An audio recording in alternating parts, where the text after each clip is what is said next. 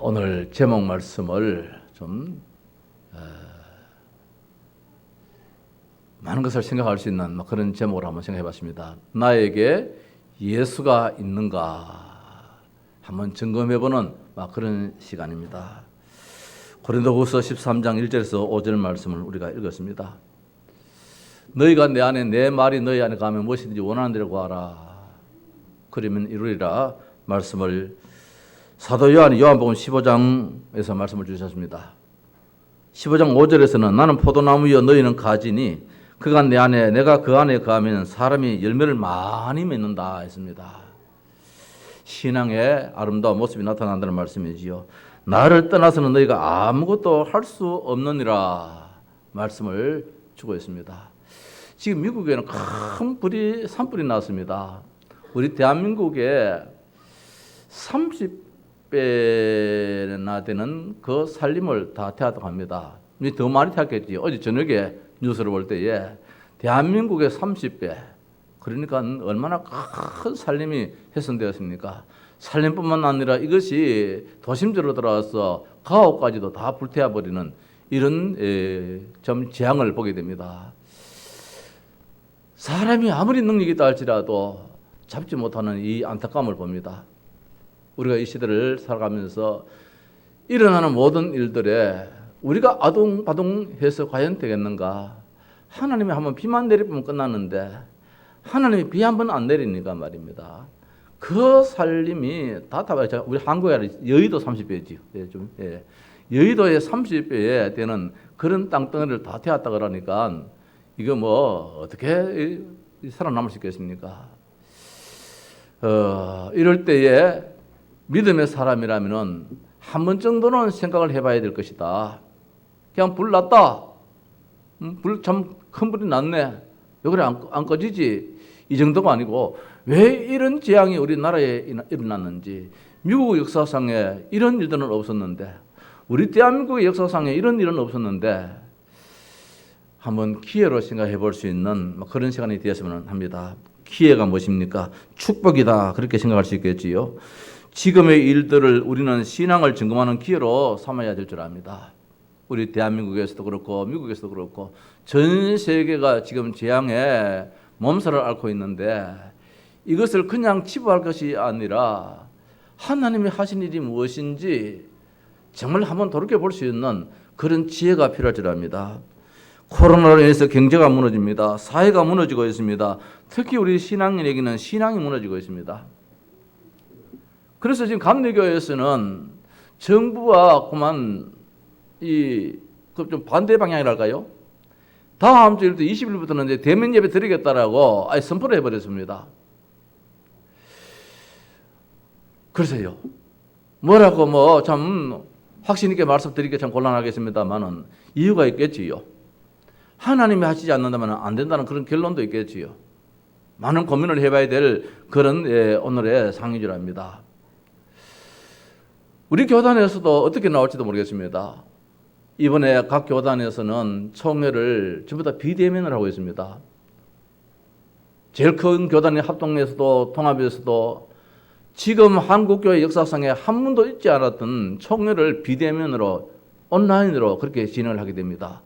우리 교단도 21일부터 있는 이 총회를 비대면으로 온라인으로 전국 노회의 노회장만 참석하고 그 해의 모든 총대들은 각 지역의 한 교회를 정하여서 여기에서 이제 줌으로 이렇게 참 이 총회를 하는 이런 참 불상사가 일어나고 있습니다. 이것이 과학의 어떤 이 영향 축복인지는 모르겠습니다만은 오늘날 과학이 이 정도 발달되었으니까 또 이런 또 방법으로도 할 수는 있겠습니다만은 이것을 우리가 어떻게 생각해야 되겠는가 한번 돌이켜 봐야 할 것입니다. 우리 신앙인에게 신앙이 무너지고 있다는 것 중요할지라도 특히 신앙의 점검이 더더욱 중요합니다. 우리 교회에서도 혹시라도 불신앙으로 말미암아 예배가 되지 않는다면 한번 깊이 생각해 봐야 됩니다. 상황이 있고 사정이 있어서 모르지만은 정말 불신앙으로 말미암아 예배가 되지 않는다면은 저 미국의 그만한 이 능력을 가지고도 산불 하나 못 끄는데 우리가 한번 돌이켜 볼 수 있는 정말 기도해야 될 그런 시간을 우리가 가져야 될 것입니다. 사탄은 산길자를 찾아 두루 다니고 있습니다. 사탄에게도 절호의 기회지요. 우리에게는 사탄을 무릎 꿇게 하는 또 절호의 기회로 만들어야 할 것입니다. 너희는 믿음 안에 있는가? 너희 자신을 시험하라. 오늘 5절 말씀에서 너희는 믿음 안에 있는가?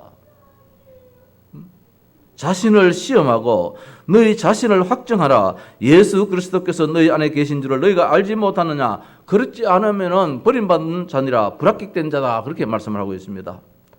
다른 성경에 보면은 이 버림받은 자를 불합격자다, 그렇게 말씀을 하고 있습니다. 우리가 하나님 앞에서 너는 불합격자야, 너는 불량품이야, 너는 버림받은 자야, 이렇게 돼서는 아니 되잖아요. 오늘 고린도 교회에 사도 바울이 어느 정도 화가 났느냐 하면은 내가 그냥 용서하지 못하겠다 할 정도로 아주 엄하게 지금 말씀을 주고 있습니다. 그러니까 내가 가기 전에 너희들이 이 편지를 읽고 난 다음에 회개하라는 것입니다. 그러면은 하나님의 축복이 따르겠는데, 내가 가서 지금 내가 알고 있는 이 사정을 내가 너희들을 갔는데 아직까지 회개하지 않고 고침받지 않는 가운데 있다면은 어느 정도냐? 13장 2절 말씀에 모든 사람에게 미리 말하노니, 13장 2절 하반절에 모든 사람에게 미리 말하노니 내가 다시 가면은 용서하지 아니하리라. 사도의 권으로, 하나님의 능력으로 책망하겠다, 그렇게 말씀을 주고 있습니다. 이 고린도 교회가 참 은혜스러운 교회였는데 오늘 바울이 이 편지를 보낼 때에 얼마나 마음이 아팠겠습니까? 교회가 세워진 지 얼마 안 됐거든요. 고린도전서가 주후 55년경에 기록이 되었습니다. 그러면 고린도 후서는 언제 기록됐느냐? 주 55년이나 56년 봄쯤에 기록됐다고 했습니다. 고린도전서는 에베소에서 기록을 했고, 고린도 후서는 그 두 편지를 보냈는데, 고린도 후서는 저 마게도냐 지역에서 편지를 보냈습니다. 그런데 이 고린도 교회가 언제 세워졌느냐? 불과 몇 년 안 되었어요. 주 50년경에. 그러니까 한 5, 6년 지난 사이에 그 복음 있는 교회가 완전히 타락을 해버렸습니다. 복음이 하나도 없는 교회가 되어버렸어요. 사도 바울이 1년 6개월 동안이나 여기에서 머물면서 복음을 전했는 그 교회인데, 브리스길라 아굴라의 가정을 중심해서 이어지게 교회가 세워지고 복음이 전거된 교회인데, 이 지역에 성도들이 그만 이상한 방향으로 갔습니다. 비복음적으로. 그렇게 살면서 나는 복음이라, 그렇게 이야기를 하고 있습니다. 하나님 말씀과 완전히 동떨어져 살면서 나는 말씀대로 산다라고 우게 되고 있습니다. 불과 한 5, 6년 사이에, 복음 받은 지 한 5, 6년 사이에 그러면 이 교회가 이런 지경이 되어버렸습니다. 그래서 바울이 이 고린도 전서의 편지를 한번 보내고 고린도 후서 두 번째 편지를 보내는 가운데서 오늘 주신 이 말씀이거든요. 약하며 두려워하며 심히 떨면서 또 복음을 전한 것입니다. 워낙 핍박이 있는 곳이기 때문에, 워낙 박해가 있는 가운데서 이 바울이 사람인지라 두려워 떨면서도 오직 예수 그리스도 십자가만 전했던 이 지역의 성도들이 어느 날 그만 다른 길로, 타락된 길로 접어들었습니다. 신앙이 그만 무너지고 있습니다. 세상에 나타날 수 있는 교회의 모든 부정적인 면들을 노출시킨 교회가 되었습니다. 지금 우리 한국 교회가 세상에 노출되는 그런 모습들을 이제 많이 보여지게 되지요. 그리스도를 중심으로 복음으로 거듭난 성도들이 모인 교회에서도 나약함과 부족함, 누추함, 심지어 엄난과 부도덕함이 노출되어서 이방인들에게 조롱당하는, 교회라고 하기에는 민망한 그런 교회가 고린도 교회가 되어버렸습니다. 교회 안에 파당이 생겼습니다. 도덕적인 타락이, 결혼 문제, 음식 문제, 예배 문제, 부활 등 각가지 모든 신앙적인 모든 문제, 도덕적인 모든 문제들이 이 교회 안에서 막 일어나고 있습니다. 고린도전서를 보면은 이 고린도 교회 10가지 10대 문제가 이렇게 쭉 보여지고 있는데, 그 첫 번째가 뭐냐면은 교회가 분열되고 있습니다. 하나 되어야 될, 원너서 되어야 될 교회가 자꾸 분열되고 있습니다. 니파 네파 이런 식으로 지금 나눠지고 있습니다. 따라서 십자가가 얼마나 능력인데 십자가가 어리석은 것이라고 하면서 십자가를 무시해버립니다. 십자가 없이는 구원이 없는데 말입니다. 예수의 십자가는 참 어리석음이다, 그렇게 이야기를 하고 있습니다. 성령의 계시에 대해서 무시합니다. 성령의 역사 아니고는 성령 인도받지 않고서는 성령이 내주하지 않고서는 말입니다. 그래서 고린도전서 3장 16절에 성령이 너희 안에 가신 것을 알지 못하느냐. 이 성령에 대해서 무지하기 때문에 너희가 하나님의 성전인 것을 알지 못하느냐. 성전이 무엇이냐. 성령을 모신 집이다. 그 성령이 어떤 것이냐. 이거를 고린도전서에서는 아주 깊이 말씀해 주고 있습니다. 근데 이 고린도 교회는 이것을 전부 다 한쪽 귀로 듣고 한쪽 귀로 흘려버렸습니다. 심지어 건진 상관에 있어 가지고 엄청난 이런 좀 도덕적인 문제가 일어났습니다. 불신 법정에다가 문제가 있으면은 자꾸 고소를 합니다. 우리 한국 교회가 지금 교회 안에 문제가 있으면은 자꾸 세상 법정에다가 고소를 해버려요. 이거는 성경적이 아니에요. 이번에 대신 백석 책입니까? 백석 책에서는 아예 교단에서 그렇게 정했더라고요. 교회 안에 있는 모든 문제는 절대적으로 세상 법정에 갖다 내지 않는다. 그렇게 했습니다. 참 잘한 일이지요. 결혼 문제, 이혼 문제, 우상 제물에 대하여서 공중 예배에 대해서 말입니다. 부활의 교리에 대해 가지고 자꾸 엉뚱한 말을 자꾸 하고 있습니다. 성경대로 말씀하지 않고 성경대로 죽으시고 성경대로 살아나셨다는, 그래서 바울이 고린도전서 15장에서 예수님은 성경대로 죽으시고 성경대로 살아났다고 강조하지 않을 수가 없었던 것입니다. 고린도 후서에서 밝힌 문제입니다. 사람을 외모로 판단하는 이런 교회가 되었습니다. 옷차림이 좀 괜찮으면 말입니다. 여기 앉으십시오. 옷차림이 좀 남루하면은 왔습니까? 인사 안 하는 이런 교회가 되어버렸습니다. 바울의 언변에 대해서 저 사람 와지는 말을 못하노? 왜 설교를 못하나? 그렇게까지 이야기를 하고 있습니다. 다른 예수, 다른 영, 다른 복음을 쉽게 수용합니다. 다른 예수를 자꾸 이야기합니다. 바울이 외부로 받는 선교부에 대해서도 시비를 겁니다. 거짓 사도들이 광명의 천사라고 가장하면서 이 교회를 지금 어수선하게 만듭니다. 바울을 돈을 취하는 자로 매도합니다. 독한 시기, 분쟁, 당파, 중상, 거만, 의지로 험난, 호색한 자들로 가득한 있는 것이 이 고린도 지역이요 고린도 교회의 한 모습이었습니다. 그래서 오늘 13장 2절 말씀에 내가 다시 가면 용서하지 아니하리라, 이렇게까지 단호하게 채찍질을 하고 있는 이 교회가 고린도 교회입니다. 자, 그래서 오늘 바울이 고린도 교회가 정말 하나님의 축복 속에 있기를 원하여서 우리가 차라리 버림을 당한다 할지라도 너희들이 잘 되면 좋겠다라고 이야기를 하고 있습니다. 7절 말씀해 보니까 우리가 하나님께서 너희로 악을 조금도 행하지 않게 하시기를 구하노니, 하나님께서 너희들에게 진노의 손을 대지 않기를 원한다, 이 말씀입니다. 하나님께서 너희로 악을 조금도 행하지 않게 하시기를 구하노니 이는 우리가 옳지 옳은 자임을 나타내고자 함이 아니라, 우리가 옳은 자라고 우리가 우기 내지 않겠다는 것입니다. 다만 오직 우리는 버림받은 자 같을지라도, 우리는 하나님으로부터 버림받은 자 같다 할지라도 너희는 선을 행하게 하고자 함이라. 이게 바울의 중심입니다. 전도자의 중심이요 목회자의 중심입니다. 목회자, 우리 성도들이 잘 되기를 원함이 목회자의 마음이잖아요.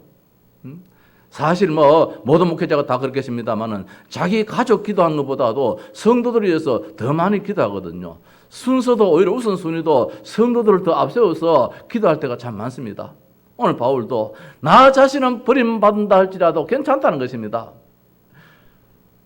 고린도 교회 성도들이 하나님의 선, 하나님이 좋아하시는 그 일을 했으면 좋겠다, 그렇게 말씀을 주고 있습니다. 그래서 오늘 말씀입니다. 믿음 안에 있는가라고 한번 말씀하고 있습니다. 5절에 너희가 누굽니까? 고린도 교회지요. 하나님 보실 때에 참 이게 교회라고 말로도 할 수 없는 이런 입장에 있지만은 바울은 그래도 사랑하는 마음으로 너희는 그렇게 말씀하고 있습니다. 고린도 교회의 이 모습이지요. 그래서 믿음 안에 있는가, 그렇게 말씀하고 있습니다. 믿음 안에 있는가. 너희 자신을 시험하고 너희 자신을 확정하라. 성도 여러분, 오늘 우리가 좀 한번 깊이 한번 생각해 보십시다. 나는 지금 열매를 맺고 있는가 말입니다. 내가 가지에 붙어만 있으면은 열매는 지대로 맺는다 했는데, 가지에 붙어만 있으면은 많은 열매를 맺는다 했는데, 내가 열매 맺는 것이 아니라 붙어만 있으면 많은 열매를 맺는다 했는데, 그것도 열매가 아니고 많은 열매를 맺는다 했는데, 나는 지금 신앙에 있어서 많은 열매를 지금 맺고 있는지 말입니다. 믿음으로 살고 있는지 너희 자신을 시험하라. 이 믿음이 무엇입니까? 믿음은 세 가지 요소가 있습니다. 지식이 있습니다. 예수님의 말씀, 하나님 말씀을 우리가 지식적으로 받아들여야 돼요. 오늘 고린도 교회는 바울이 복음을 전하는데 이걸 지식적으로 받아주질 않아요. 자기의 지식이 더 앞선다는 거예요. 맞다는 거예요. 이 고린도 지역이 그럴 수밖에 없는 것이, 이 지역은 잘 먹고 잘 사는 동네입니다. 잘 먹고 잘 사는 동네거든요. 그러니까 나름대로 불안도 있으니까 우상 숭배가 참 많은 그런 지역입니다. 우상 숭배 지이고 큰 신전을 지어가지고 거기에 1,000명의 여자들을 거기에 수종들도록 몇천 분 노릇하도록 이렇게 만든 지역이 이 고린도 지역입니다. 큰 경기장이 있습니다. 항구 도시이기 때문에 수많은 외국인들이 들락날락합니다. 그래서 자기 주장이 참 강한 지역입니다. 이게 그리스 지역이거든요. 그리스 저쪽에 옛날 그리스 이 지역이 그래서 뭐 머리가 돌아가는 사람들이 많이 살았던 지역이거든요. 그러니까 복음을 받아들여 아멘 아멘 했는데 어느 날 시간이 가면서 이 복음이 희미해지니까 내복음이 나오는 거야. 내복음. 자기 주장이 나오는 거예요. 성경의 그 복음, 예수 그리스도의 그 십자가의 복음이 안 나오고 내 생각이 맞다는 거예요. 내 행위가 맞다는 거예요. 내 배운 것이 맞다는 거예요. 그러니까 이 복음이 완전히 없어지는 것 똑같은 것이죠. 말만 예수지 예수가 없는 것이죠. 예수가 그리스도라는 사실을 안 믿는 것이란 말씀입니다. 그래서 이 믿음에는 세 가지 요소가 있는데 지식입니다. 성경 66권의 말씀이 정말 하나님 말씀이구나. 예수가 그리스도 하나님이시며 인간의 육신을 입으신 하나님이시고 성품은 완전하시며 우리를 위해서 한몫 제물이 되셨고 우리 죄를 지고 친히 십자가에 달리셨다. 이게 성경에 기록이기 때문에 이 지식을 우리가 듣는 거예요.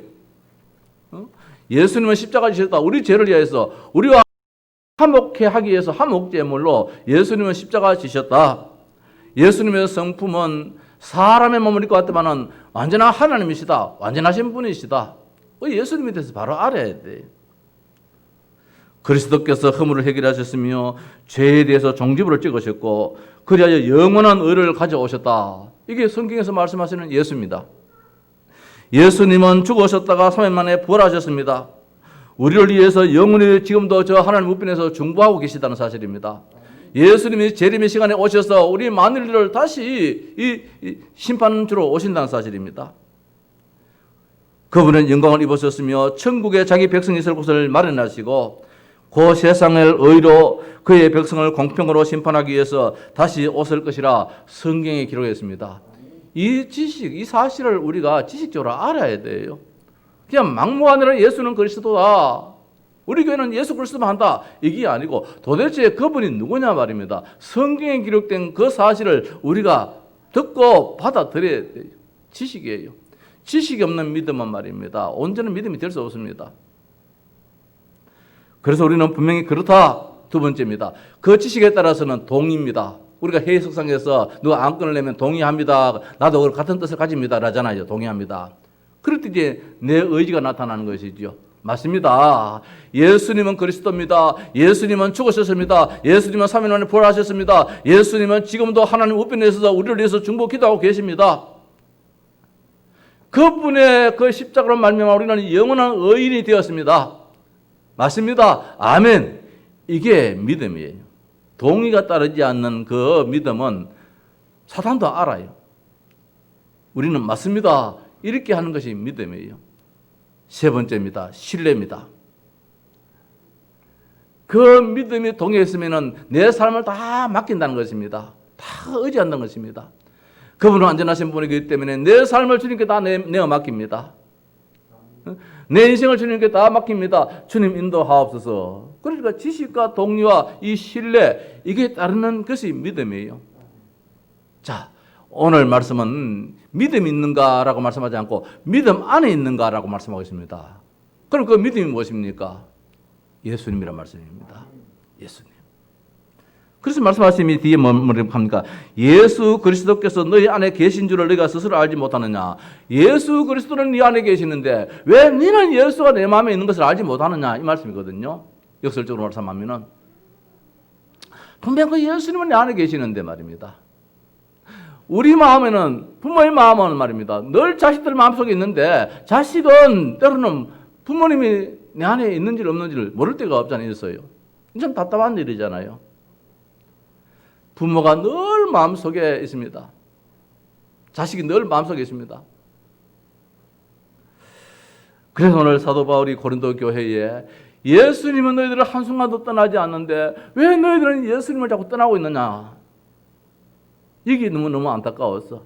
예수님을 가지고 있다면 삶을 그렇게 안 한다는 거예요. 예수님이 어떤 삶을 살았는데 오른편을 뺨을 때리면 왼편 뺨도 돌려드리라고 하셨는데, 겉옷을 따르면 속옷도 주라 했는데, 오리를 가자면 심리도 가주라 했는데, 너희들 전부 다 내 중심이라. 내가 안 맞으면 전부 다 비복음이라. 내가 성공해야 되고 내가 물질로 돈을 벌어야 되고 그러면은 복을 받은 것이고, 성경의 원리와는 전혀 같지 않는 이런 삶을 이 고린도 교회가 지금 가지고 있었다는 것입니다. 그래서 믿음으로 살고 있는지 너희 자신을 시험하고 예수님이 우리 안에 거하심을 알지 못하는가? 너희가 하나님의 성전인 것과 하나님의 성령이 너희 안에 거하신 것을 알지 못하느냐? 그래서 고린도전서 3장에서 너무 중요한 말씀을 그렇게 메시지를 주셨어요. 마가복음 9장 7절에 이는 내 사랑하는 아들이니 너희는 그의 말을 들으라. 자, 그의 말을 들으라. 예수님의 말을 듣고 아멘 하라는 것입니다. 예수님의 말씀을 듣고 그대로 실천하면서 순종하라는 것입니다. 그것이 믿음이라는 것이지요. 행함이 없는 믿음은 죽은 것이라. 예수님의 말씀에 아멘하고 순종해야만이 열매 있는 신앙이다. 온전한 신앙이다. 자, 신앙은 그리스도께서 친히 증거하신 대로 행하실 것을 믿는다. 예수님이 말씀하시면 반드시 이루어진다. 요 믿는 것이 신앙이라는 것이지요. 그 성경을 우리가 볼 때에 아멘이 안 되어지면 우리는 신앙은 잘못된 신앙이 없다는 말씀입니다. 성경 66권에 그때마다 아멘 그렇게 되지 맞아요. 예수님은 나를 위해서 십자가 지셨지요. 예수님께서 나를 위해서 구원하셨지요. 십자가는 어리석이지만은 부활의 능력은 어마어마한 것이다. 그래서 오늘 4절 말씀에 그리스도께서 약하심으로 십자가에 못 박히셨다. 맞아요. 하나님의 능력으로 살아계신다는 것입니다. 그러나 예수님은 그 십자가 사건을 부활의 능력으로 바꿨다는 것입니다. 우리도 그 안에서 약하나 너에게 대하여 하나님의 능력으로 그와 함께 살리라. 우리도 하나님의 능력 속에서 살면은 세상을 바꿔나갈 수 있다는 것입니다. 우리 렘넌트들이 앞으로 미래를 만들어갈 수 있다는 것입니다. 이 복음의 능력을 바로 안다면은. 그런데 고린도 교회는 이 사실을 안 믿는 거예요. 소위 말하죠. 웃기는 소리 하고 있네. 이런 소리가 이런 제의 신앙이었어요. 그래서 한번 시험해 보자는 것입니다. 나는 지금 하나님 말씀이 어떻게? 두 번째로 확정하라 그랬습니다. 확인해서 도장 찍으라 말씀입니다. 증명서를 떼가지고 다니라고 말씀입니다. 이 확정이라는 것이 정할 정자, 그 정자가 아니고 정이거든요. 증명할 정자인데 이게 무슨 말씀입니까? 내가 졸업장을 항상 떼가지고 다니면은 너 그 학교 나왔어? 봐라. 내가 그 학교 나왔어. 졸업장 보여주는 거예요. 이 증명서를 가지고 도장 확 찍는 그 증명서를 가지고 다닐 때에 담대하게 우리가 살 수 있다는 것입니다. 사탄이 아무리 고자질한다 할지라도 봐라, 내가 이 증명서를 가지고 있어. 이 말씀이거든요. 그래서 이 말씀에 너희가 정말 뭡니까? 너희 안에 너희 자신을 확정하라. 나는 하나님의 자녀라는 것입니다. 누가 뭐라도 나는 하나님의 자녀고 예수는 나의 구세주고 나의 하나님이시다. 이 믿음을 드러내라는 것이지요. 나는 사탄을 결박할 수 있는 권세를 가졌다. 누가복음 10장 19절 말씀에 이 귀신을 내어쫓는 권세를 또 가지기도 하고 이 뱀을 짓밟는 권세를 우리에게 주셨다 했습니다. 나에게 성령이 내주하고 나에게 성령 인도하시고 하나님이 나에게 성령을 역사하셔서 기도 응답 반드시 이루어진다. 이런 사실을 진짜 믿어나가시죠. 그래서 우리가 5가지 확신입니다. 구원의 확신, 사죄의 확신, 기도 응답의 확신, 인도의 확신, 승리의 확신, 이런 확정함을 다 가지고 그렇게 해서 사탄에 꼼짝 못 하도록 말입니다. 자꾸 우리가 불신앙 가지면은 여지없이 틈타기 때문에 믿음 안에 있는가? 그 전에 고린도 교회의 모습. 그래서 우리는 고린도 교회를 보면서 나에게 한번 점검해 볼 수 있는 것이, 나는 어떤 믿음을 가지고 있는가?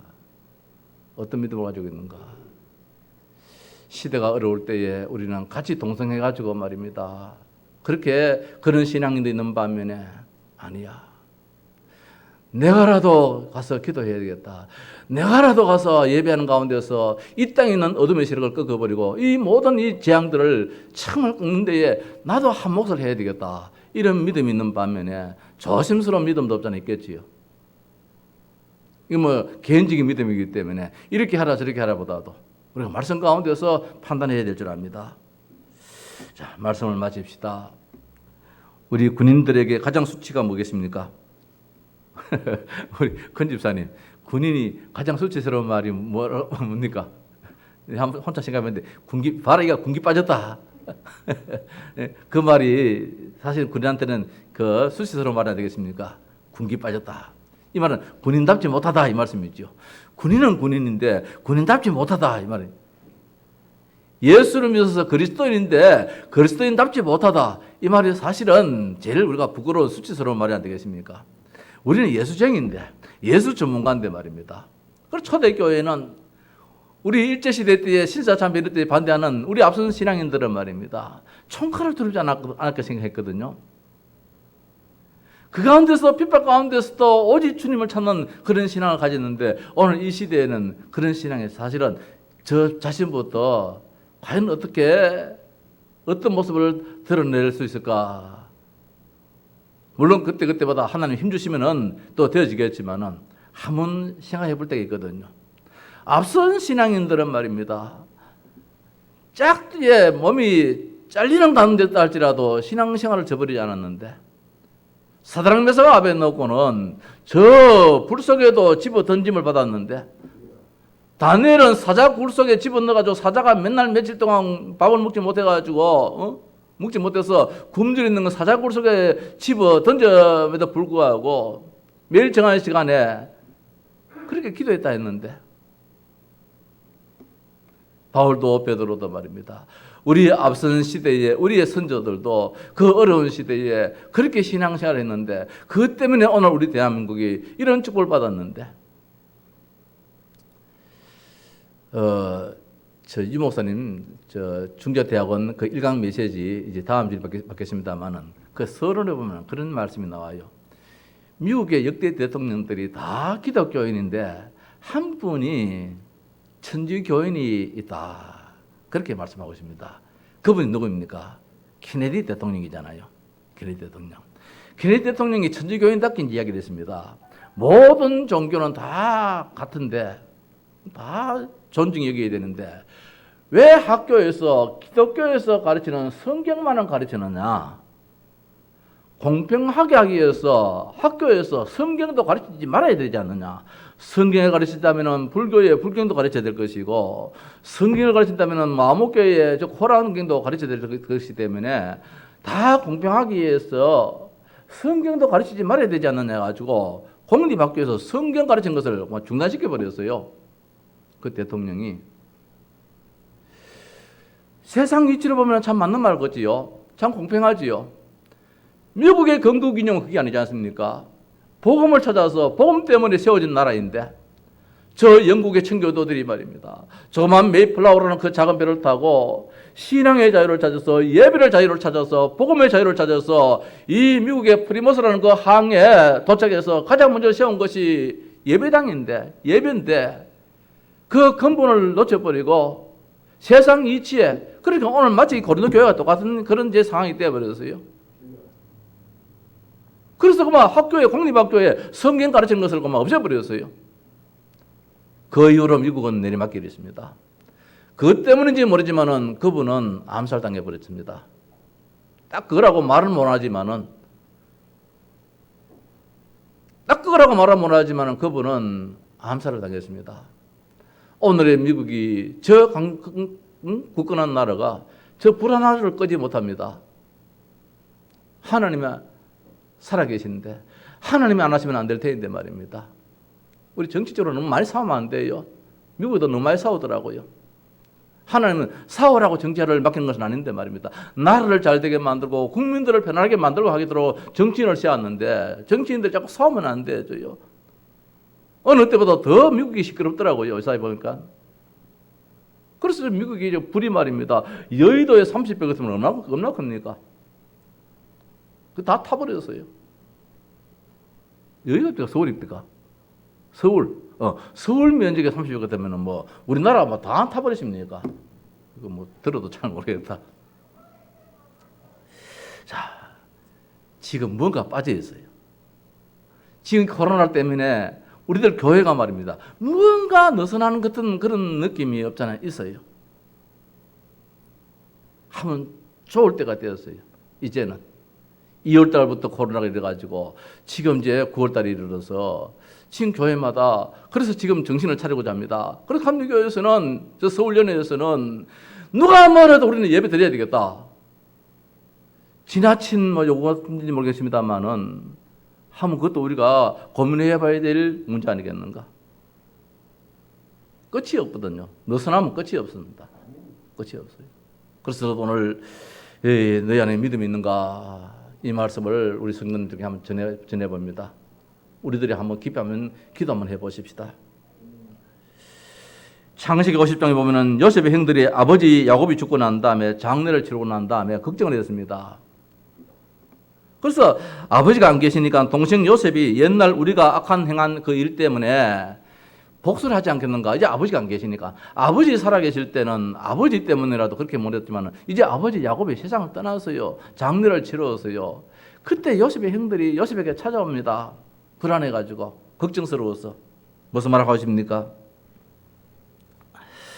아버지가 이제 안 계시는 가운데서 당신에게 무슨 말을 하지 않더냐? 아버지가 요셉 당신에게 무슨 말을 하지 않더냐?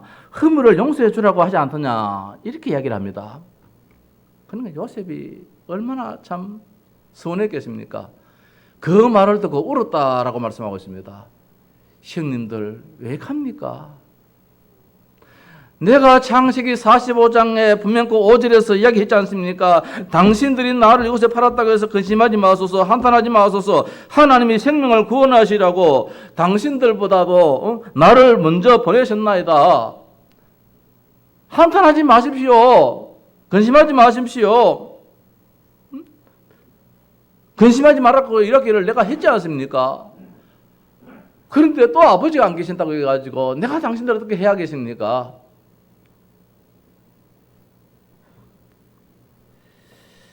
그런 이야기를 하고 있습니다. 두려워하지 마소서. 당신들은 나를 헤아려 했으나 하나님은 그것을 선으로 바꾸사 오늘같이 많은 생명을 구원하시려고 이렇게 하셨습니다. 그거 마음에 두지 마십시오. 요셉은 그렇게 형님들을 늘 가슴에 품고 있는데 형님들은 말입니다. 그 마음속에 요셉이 없어요. 그러니까 이 애굽에 살면서도 불안한 거예요. 아버지가 계실 때는 그래도 아버지 덕으로 했는데 아버지가 이제 죽고 나니까 혹시라도 요셉이 자기들이 했는 것이 워낙 악한 일이니까 죽이려고 했으니까 여기 지금 묶여가지고 하나님 우리에게 완전하게 뭡니까? 사죄의 은총을 주셨습니다. 요셉의 형들은 요셉과 함께 했으나 요셉의 형들은 무엇이냐? 누리지 못했습니다.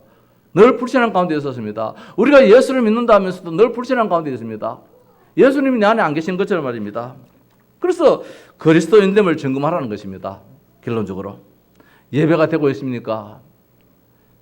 그리스도인이라면 예배가 되고 있을 것입니다. 저는 어제 저녁에 참 힘이 나더라고요. 혼자 여기 나와서 한 7시 반쯤 되어서 나와서 찬송을 불렀습니다. 얼마나 뜨겁게 찬송이 되는지 말입니다. 내가 그리스도인이구나. 한 2시간 정도 또 주님 앞에 부르짖었습니다. 쭉 부르짖었습니다. 집에 가니까 내 식구들이 기도 많이 했느냐고 묻습니다. 나를 위해서 기도했느냐고 묻습니다. 그래서 제가 우스개로 조금 난가 나왔다 그랬습니다. 조금 난가 나왔다. 왜? 하니까 내일 새벽에 하려고요. 그래, 내일 새벽에 하려고. 좀 난감하다. 정말 그리스도인이라면 예배하기를 좋아하고 기도하기를 좋아하고 찬송하기를 좋아하고 감사하기를 좋아하고 말입니다. 전도하기를 좋아함이 열매일 것입니다. 진짜 그리스도이라면, 진짜 내 속에 예수가 있다면 말입니다. 그렇게 될 것입니다. 나에게 예수가 있습니까? 예수가 없으면 한마디로 죄인입니다. 한번 따라합시다. 예수가 없으면 죄인이다. 이게 무슨 말이잖아요. 예수 없으면 죄인이에요. 우리가 뭐 죄를 지었다 안 지었다 그게 문제가 아니라 예수 없으면 죄인이에요. 아무리 내가 거짓말하고 뭐 했다 할지라도 예수 있으면 나는 의인이에요. 로마서 8장 1절에 그러므로 이제 그리스도 예수 안에 있는 자에게는 결코 정죄함이 없나니 그리스도 예수 안에 있는 자에게는 결단코 정죄함이 없다 그랬습니다. 정죄함이 없다. 예수 안에 있다는 거예요. 그래서 오늘 말씀에 진짜 예수 있느냐 없느냐, 네 안에 예수 있느냐 없느냐 그거 한번 시험해봐라. 그래서 이런 일을 당할 때에 원망불평하지 말고 한번 시험해봐라. 그걸 확정해라. 아, 예수님 내 안에 계시구나. 나는 성전이구나. 성령이 내 안에 내주하시고 계시는구나. 예수가 없으면 삶의 부족입니다. 여호와는 나의 목자시니 내가 부족함이 없으리로다. 누굽니까? 다윗이 예수가 있으니까 만족한 삶을 살게 되는 것입니다. 성도 여러분, 정말 우리가 예수로 한번 충만해 보십시다. 예수로 정말로 나의 구주 삼는 이 확정함에 만족한 삶이 우리의 삶이 되시기를 주님의 이름으로 축원합니다.